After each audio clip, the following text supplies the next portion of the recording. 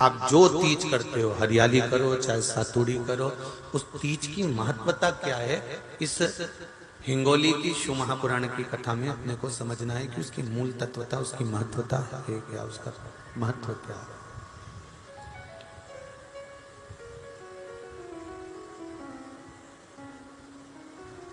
भगवान ब्रह्मा, भगवान विष्णु और भगवान शिव, इन तीनों की जो अर्धांगिनियां हैं, ब्रह्मणी, लक्ष्मी और पार्वती, इन तीनों ने तप कर कर, साधना कर कर ब्रह्मदेव को, भगवान विष्णु को और भगवान शंकर को प्राप्त किया। और तीनों ने प्राप्त कर कर तीनों देवताओं से वर मांगा कि वर हमको ऐसा दीजिए कि हमारे तप साधना का फल नारी को तीज के दिन प्राप्त हो जाए। अब देखिए जरा, एक ही व्रत से, एक ही उपवास से उसको संपूर्ण तप साधना का फल प्राप्त हो रहा है, संपूर्ण तप साधना का फल उसको मिल रहा है मात्र एक व्रत से। केवल एक व्रत कर रहे हैं और संपूर्ण तप साधना का फल उसको प्राप्त हो रहा है। ऐसा कोई व्रत, ऐसी कोई साधना, ऐसा कोई शंभो शरण मांगो घड़ी रे घड़ी भूख काटो, दया करी न दर्शन आपो, शंभो शरण घड़ी मांगो घड़ी रे घड़ी दुख काटो, दया करी न दर्शन आपो, दया करी न दर्शन आपो। तो ब्रह्माणी ने ब्रह्मदेव से मांगा, लक्ष्मी जी ने भगवान विष्णु से मांगा, पार्वती जी ने भगवान शिव से मांगा कि ऐसा वर दे दीजिए जिस वर से एक ही व्रत करने से संपूर्ण फल की प्राप्ति हो जाए, संपूर्ण फल मिल जाए। ऐसा एक व्रत का फल दे दीजिए, मात्र एक व्रत का। अब देखिए, हरियाली तीज करने वाली माताएं थोड़ा ध्यान से सुनना।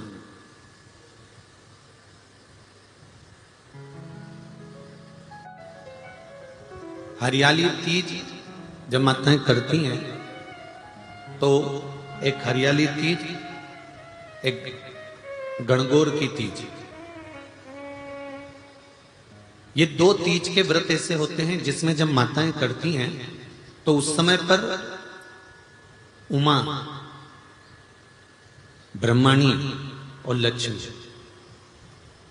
इन तीनों की आराधना का फल उसको केवल एक व्रत से प्राप्त हो जाता। अब देखिए दूसरा, सातुड़ी तीज।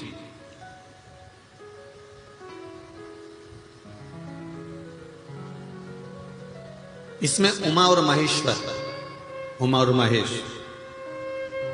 ब्रह्मणी और लक्ष्मी, इन चार के व्रत तप का फल एक साथ सातुड़ी तीज के दिन प्राप्त हो जाता। अब एक आती है हरतालिका तीज। आप लोग करते हो हरतालिका? यहाँ लोग करते कि नहीं करते? करते हैं यहाँ पे हरतालिका? कौन कौन करता है? जरा हाथ उठाओ तो जरा। अरे सभी करते हो, रखो रखो, बहुत बढ़िया, बहुत अच्छी बात। एक आती है हरतालिका तीज। इस तीज का व्रत माता पार्वती बेल वृक्ष के आनंद के साथ में फुलेरा बनाकर करती है, और जिसमें इस हरतालिका में माता पार्वती जी के जितने जन्म पहले हुए हैं, माता पार्वती का जन्म तो 52वें नंबर का, 52 नंबर पे माता पार्वती का जन्म है। इससे पहले तो माता के 51 जन्म पहले हो चुके हैं, 51 जन्म माता पार्वती का पहले हो चुके हैं। तो वो जितने जन्म माता पार्वती पूर्व में ले चुकी हैं, ब्रह्माणी जितनी बार ब्रह्मदेव के साथ में विराजमान हो चुकी हैं, इंद्राणी जितनी बार इंद्र के साथ विराजमान हो चुकी हैं, और लक्ष्मी चाहे वो राधा के रूप में हो, चाहे वो रुक्मणी के रूप में हो, चाहे वो सत्यभामा के रूप में हो, चाहे वो यमुना के रूप में हो, चाहे वो गंगा के रूप में हो, जितनी बार माता लक्ष्मी ने रूप धारण करे हैं वो सब रूप में, और माता पार्वती अपने सारे रूप में, ब्रह्माणी अपने सारे रूप में, लक्ष्मी अपने सारे रूप में इस हड़तालिका तीज के व्रत को करने के लिए आतुर रहती हैं। और इस व्रत को कल कर कर एक दिन में ही संपूर्ण विश्व का जितना तप है, साधना है, उपवास है, सबका फल एक साथ एकत्रित कर लेती हैं केवल एक व्रत में, हड़तालिका तीज के। अब एक बात ध्यान से सुनिएगा, सारे व्रत आपका अगर स्वास्थ्य खराब हो गया तो आप व्रत छोड़ सकते हो। जितने भी व्रत आप लोग कर रहे हैं पूर्व के, सोमवार, मंगलवार, एकादशी, छठ, पंचमी, चतुर्थी, अगर आपका स्वास्थ्य खराब है तो आप उस व्रत को छोड़ सकते हो, सारे व्रत को छोड़ सकते हो। पर तीज का जो व्रत होता है, हड़तालिका जो व्रत होता है, ये व्रत एक बार लेने के बाद जब प्राण छूटते हैं तभी ये व्रत समाप्त होता है, अन्यथा बीच में ये व्रत समाप्त नहीं। ये व्रत समाप्त होता ही नहीं। अगर शरीर से नहीं बनता कि अब हमारी अवस्था हो गई, अब शरीर से नहीं बन रहा है, तो भले एक पहर की पूजन कर कर, एक पहर का नियम धारण कर कर, एक पहर का स्मरण कर कर, एक पहर का पूजन व्रत धारण करो, और उसके बाद में भले आप थोड़ा सा जो भी आपको लेना है वो कर लो, पर इस व्रत को करना ही पड़ता है। इस व्रत का नियम ही यही है। आप में से कई माताएं ऐसी बैठी हैं, कई भाई ऐसे बैठे हैं, कई बच्चे, कई बेटियां ऐसी बैठी हैं, जरा कथा को सुन रहे होंगे तो उनके स्मरण में आएगा ये बात। जितने लोग आस्था चैनल पर सुन रहे हैं वो भी ध्यान लगाकर सुनना, और जितने लोग फेसबुक यूट्यूब पर सुन रहे हैं वो भी ध्यान लगाकर सुनना। कई लोग ऐसे हैं जिनके अंदर नेगेटिवता आती है। नेगेटिवता मतलब घर में बैठी बैठी सोचती थी कहीं मेरे बेटे के साथ कोई एक्सीडेंट तो नहीं हो जाएगा, कहीं मेरे पति को कुछ हो तो नहीं जाएगा।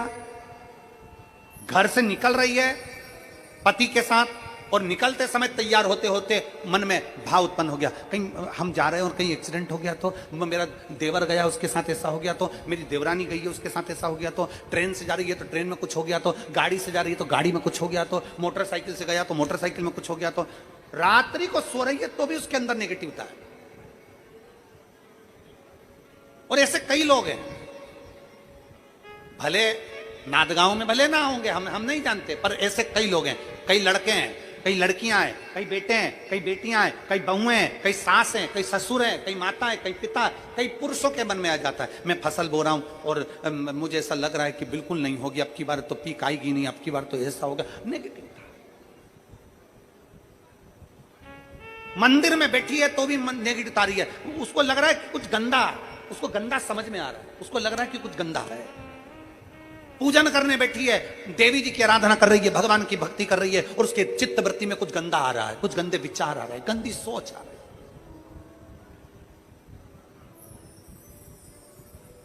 अपने अंदर गंदे विचार, गलत सोच आ रही है। शिव महापुराण की कथा कहती है, शंकर भगवान का चरित्र कहता है, हफ्ते में एक दिन ऐसा बनाओ अपनी चंद्र नाड़ी को मजबूत करने का प्रयास करो। जब तुम्हारे गलत विचार आ रहे हो ना, गलत सोचने में आ रहा हो, उसके साथ ऐसा नहीं हो जाए, मेरे पति गए उनके साथ ऐसा नहीं हो जाए, मेरा बेटा स्कूल जा रहा है उसके साथ ऐसा नहीं हो जाए, मेरे साथ में ऐसा नहीं हो जाए, जरा सी हाथ दुखा तो लगा कि कहीं मुझे बड़ी बीमारी तो नहीं हो गई, जरा सा एक छोटी सी भी फुंसी हो जाए ना, एक छोटी सी भी गांठ आ जाए शरीर में तो ऐसा ना लगने लगे कि मुझे कहीं कैंसर जैसा रोग तो नहीं हो जाएगा, कहीं मुझे बड़ी बीमारी तो नहीं हो जाएगी, कहीं जरा सा किडनी में दिक्कत आई, पानी पीने में दिक्कत आई, कहीं आंखों में दिक्कत आई तो कहीं बड़ी बीमारी तो नहीं हो। नेगेटिवता, गलत सोच, गलत विचार, गलत दृष्टि। ऐसे कई लोग हैं जिनकी सोच में ये गलत चीजें आती रहती है। और प्रयास करना पितृपक्ष की आज रवि प्रदोष की इस कथा को सुनकर प्रयास कर देखना क्या करना है हमको। अगर ऐसे गलत विचार आ रहे हैं, गलत सोच आ रही, गलत दृष्टि आ रही, गलत विचार हमारे भीतर आ रहे हैं, गलत सोच हमारे भीतर आ रही है, तो एक काम करो, एक बेलपत्री लीजिए, सावधानी से समझ लेना। एक बेलपत्र लीजिए और उस बेलपत्र की ये जो दो डंडी है और एक बीच की डंडी है, इसके मध्य की जो जगह है, चैनल वाले अगर दिखा रहे होंगे तो आप लोगों के स्मरण में होगा, बीच की पत्ती और ये दो पत्ती के बीच में जो जगह होती है, इस बीच वाली जगह पर पीला चंदन पूरे तरह से उसका लेपन कर लीजिए। पूरे तरह से पूरी चंदन से लेपन कर लो बीच की जगह को। बीच वाली पत्ती, दो पत्ती, उसके बीच की जो जगह है उसमें पीले चंदन का लेपन कर लीजिए। हफ्ते में एक बार आप करोगे, आपको दूसरे हफ्ते में मालूम पड़ जाएगा कि आपके अंदर की गलत सोच समाप्त हुई कि नहीं, गलत विचार समाप्त हुआ कि नहीं हुआ। चंदन का लेपन करिए। उस चंदन के लेपन को कर किसी भी शिवालय में, अगर शंकर के मंदिर नहीं जा सकते हो तो अपने घर में जो शिवलिंग हो वहां उस शिवलिंग पर आप उसको समर्पित कर दो। तुम्हारी मर्जी पड़े जैसी चढ़ा दो, बस शंकर के शिवलिंग पर चढ़ा दो। कुछ देर मंदिर में हो तो नंदी के पीछे, अगर मंदिर में हो तो नंदी के पीछे, और घर में हो तो किसी भी स्थान पर सुख आसन लगाकर, सुख आसन मतलब जैसे हम बैठे हैं पालकी लगाकर, दोनों सुख आसन मतलब आराम से बैठकर, सुख आसन लगाकर, और अपनी सीधी साइड की नासिका को बंद करना है और उल्टी नासिका से श्वास लेना है। 1 से 1.5 मिनट तक श्वास लेना प्रारंभ करो। अपने शरीर में एक चंद्र नाड़ी होती है। भगवान शंकर ने जब चंद्र की काया का रोग समाप्त करा था, भगवान शंकर ने जब चंद्र की काया का रोग समाप्त करा था तो चंद्र ने हाथ जोड़कर कहा था कि मेरी काया का रोग आपने समाप्त कर दिया महादेव, मेरे लिए आज्ञा करो, मैं क्या करूं। शंकर भगवान ने कहा चंद्रदेव तुम मेरे मस्तक पर धारण रहना, और संसार के जितने भी मनुष्य हैं इन मनुष्य के अंदर चंद्र नाड़ी में तुम विराजमान रहना। सुनो चंद्रदेव, जब मनुष्य गलत विचार करे, गलत सोच करे, गलत दृष्टि रखे, उस समय पर अगर तुम्हारी चंद्र नाड़ी प्रबल हो जाए तो उसकी बुद्धि में से गलत विचार समाप्त हो जाए, गलत विचार समाप्त हो जाए। एक बेलपत्र लेना है, बीच वाली जगह में चंदन लगाकर शंकर जी को समर्पित करना है। घर हो, मंदिर हो, कम से कम 1.5 से 2 मिनट तक नासिका को बंद कर सीधे साइड की नासिका को बंद करना है, उल्टे साइड की नासिका से ही श्वास लेना है और छोड़ना है, फिर लेना है, फिर छोड़ना है, फिर लेना है, फिर छोड़ना है। 1.5 मिनट 2 मिनट तक आप करते रहिए। एक ही नासिका, इस नासिका को बंद ही रखना है, राइट को, लेफ्ट को खोल कर रखिए, और उसमें चंद्र नाड़ी जब हमारी प्रबल हो जाएगी 3 दिन के अंदर गलत सोच आना बंद हो जाएगी, गलत विचार आना बंद। गंदा दिख रहा है, गंदा सोच रहे हैं, बेटा कॉलेज गया तो मन में आ गया, विचार में आ गया मेरे बेटे के साथ कुछ ना हो जाए, बेटी कहीं गई है तो गलत विचार आ गया, पति कहीं गया तो गलत विचार आ गया, अपन कहीं जा रहे हैं तो गलत विचार आ गया, हाथ दुख रहा है तो ऐसा लगने लगा कि शरीर में कोई बीमारी आ गई, जैसे ही शरीर में मुख में स्वाद नहीं आ रहा तो ऐसा लगा कि मेरे को बड़ी बीमारी हो गई, थोड़ी सी गठान हो गई तो मन में आया कहीं कैंसर जैसा रोग ना हो गया। गलत विचार, गलत सोच, गलत दृष्टि। आज के जमाने में हर व्यक्ति गलत सोच को अपनी बुद्धि में भर रहा है। उसका कारण है उसकी चंद्र नाड़ी प्रबल नहीं हो पा रही है। चंद्र नाड़ी को सक्रिय करने का प्रयास करिए। जब सक्रिय कैसे करेंगे? हमारी सीधी नासिका को हम बंद करेंगे, उल्टी नासिका से ही श्वास लेंगे। 1 से 1.5 मिनट 2 मिनट तक आप प्रतिदिन करना प्रारंभ करिए। 5 दिन 4 दिन 3 दिन के अंदर गलत सोच आना बंद हो जाएगी और आप अपने वापिस स्वस्थ हो जाओ। चंद्र नाड़ी को प्रबल करिए। और दुनिया के लोग बात करते हैं कि ये पानी मत चढ़ाओ, वो पानी मत चढ़ाओ, ये मत करो। शिव जी को ये कई लोग कह देते हैं ये बेलपत्र तुम्हारी पूरी टूट गई है, ये बेलपत्र खंडित हो गई है, ये खंडित बेलपत्र है, शिव जी को मत चढ़ाओ, इसकी एक पत्ती नहीं है, शिव जी को मत चढ़ाओ, ये बेलपत्र का आधा टुकड़ा है, शिव जी को मत चढ़ाओ, ये बेलपत्र का इतना सा टुकड़ा है, शिव जी को मत चढ़ाओ। शिव महापुराण की कथा जिसने पढ़ी नहीं है वो व्यर्थ की बात करते हैं। और जिन्होंने शंकर जी को जान लिया, शिव महापुराण में यहां तक लिखा है कि अगर बेलपत्र के 1,00,000 टुकड़े हो जाएं और बेलपत्र सूख भी जाए, सूख कर भी उसका चूरा बन जाए और चूरे का भी एक तिनका मात्र भी शंकर को चढ़ जाए तो सहस्त्र बेलपत्र के फल के बराबर फल प्राप्त हो जाता है। जो समझे ही नहीं उनको क्या समझा? जो आज भी दिमाग में लेकर बैठे खंडित है, खंडित है, खंडित है।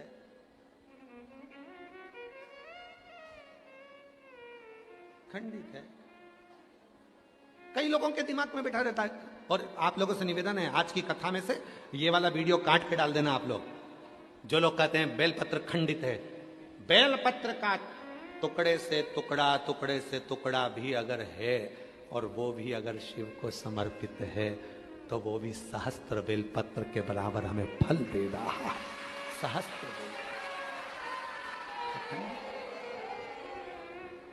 दुनिया में केवल एक ही तो है, पूरी दुनिया में केवल एक ही है, मेरा देव अधिदेव महादेव। भगवान विष्णु जी की मूर्ति खंडित होती है तो मूर्ति को बदलना पड़ता है। राम जी की मूर्ति खंडित होती है तो मूर्ति को बदलना पड़ता है। देवी जी की मूर्ति खंडित होती है तो मूर्ति को बदलना पड़ता है। दत्त भगवान की मूर्ति खंडित होती है तो मूर्ति को बदलना पड़ता है। 33 कोटि देवताओं की मूर्ति खंडित होती है तो मूर्ति को बदलना पड़ता है। और महादेव का शिवलिंग यदि खंडित भी हो जाता है तो वह अखंडेश्वर महादेव कहलाता है। शिव जी का शिवलिंग भी अगर खंडित हो जाए तो वो खंडित नहीं माना जाता। 1000 टुकड़े हो जाएं तो खंडित नहीं माना जाता। उसके टुकड़े टुकड़े हो जाएं तो भी खंडित नहीं माना जाता। वो अखंडेश्वर हो जाता है, सहस्त्रेश्वर हो जाता है, लक्षेश्वर हो जाता है। वो साधारण नहीं रहता है।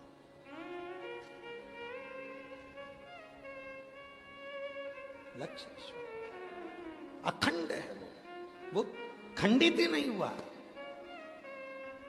सारी दुनिया में सबसे ज्यादा आक्रमण अगर द्रोहियों ने करे हैं तो काशी पर करे हैं।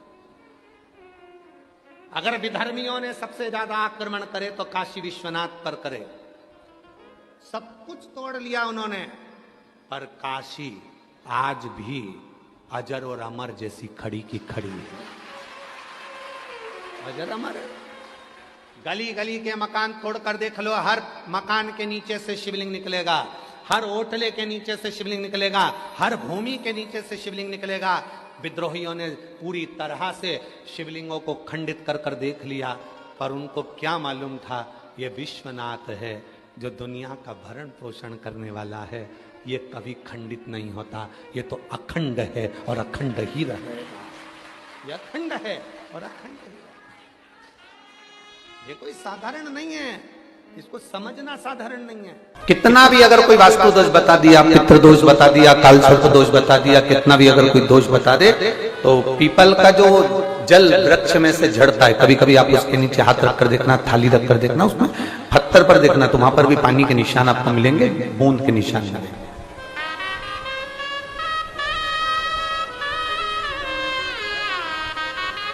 मात्र उस पीपल के वृक्ष के जल की एक बिंदी, एकमात्र बिंदी, शंकर भगवान का जो शिवलिंग है जलाधारी है, चरण है, गणेश कार्तिक का स्थान है, अशोक सुंदरी का स्थान है, और प्रत्येक जलाधारी में से पानी बीच में से आकर नीचे की ओर गिरता, नीचे की ओर गिरता।